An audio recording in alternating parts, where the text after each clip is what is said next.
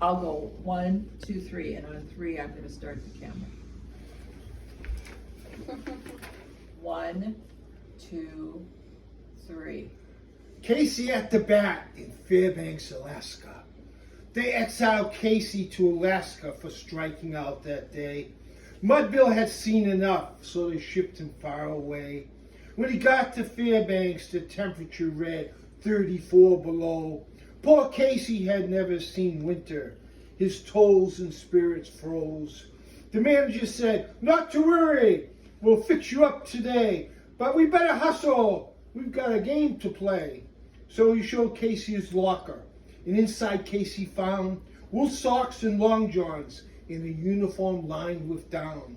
And there were 3 sets of earmuffs and a glove for each hand, electric toe warmer, 2 snowshoes, and a gold pan. "Why do I need a gold pan?" Casey shouted to the mates.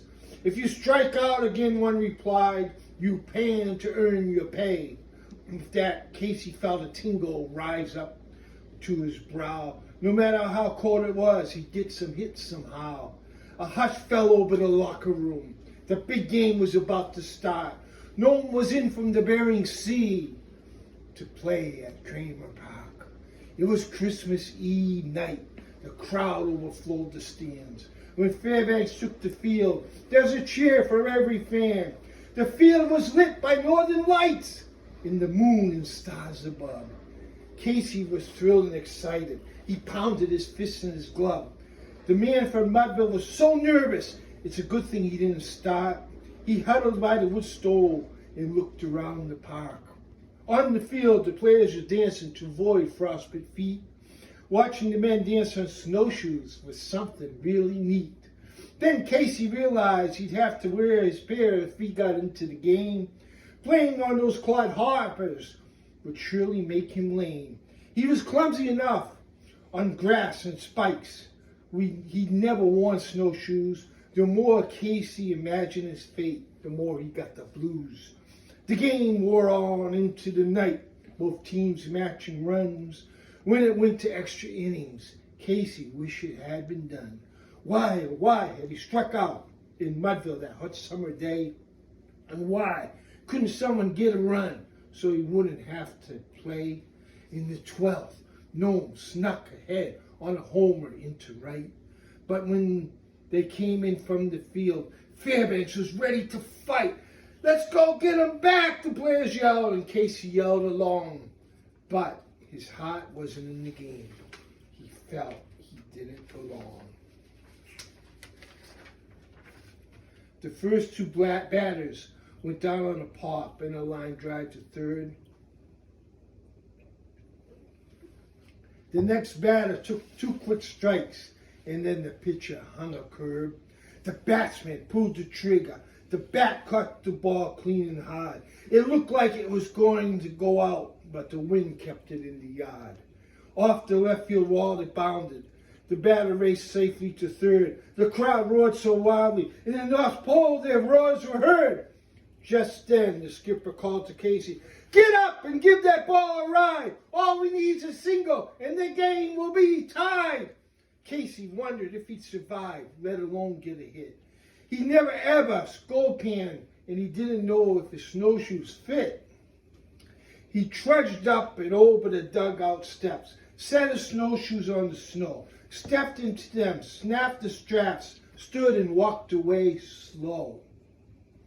This isn't so bad, he thought, but at that moment he tripped. He crossed his shoes and he went down.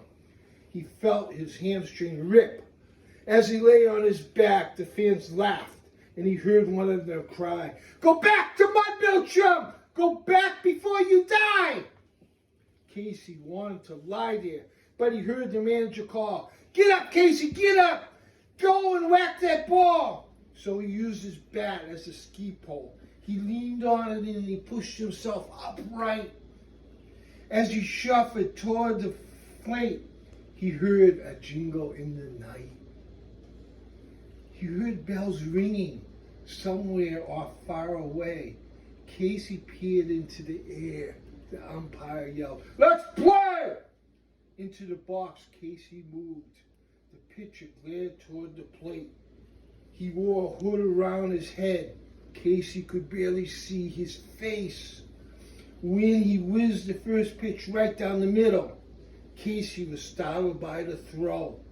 The ball was painted green and orange, so you could see it in the snow. What a great idea, Casey thought, till the umpire called, "Strike two!" Casey woke from his daydream. Now the game was nearly through. The fans pleaded for a hit as Casey stepped out for some air.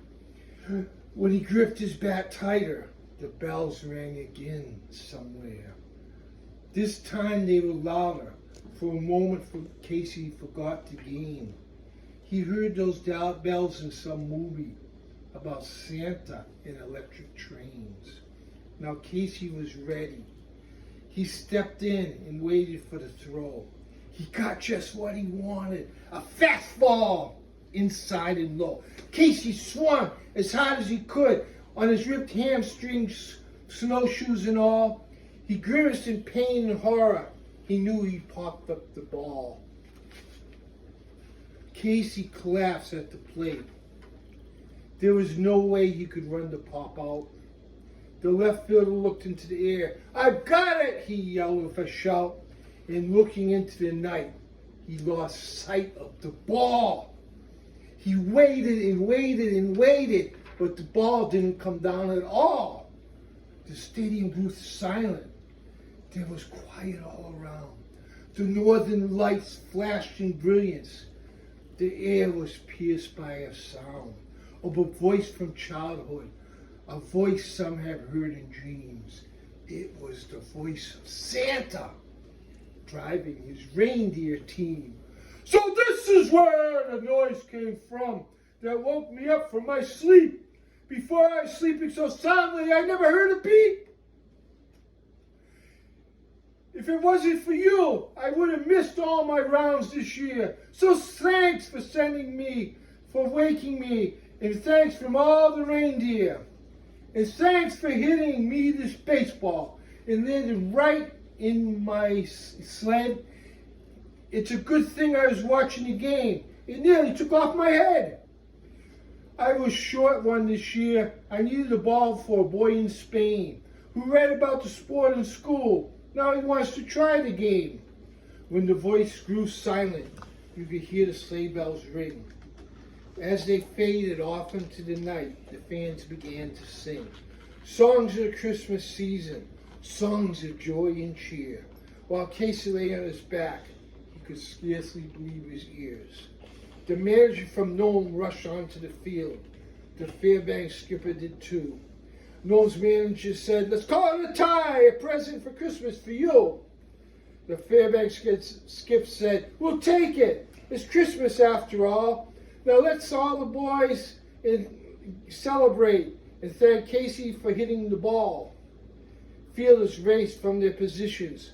Both benches emptied out. They hoisted Casey's snowshoes and all, while a fan began to shout, "Welcome to Fairbanks, Casey. You be a sourdough someday. We love you, Casey. We're glad you're here to play." Merry Christmas. Okay.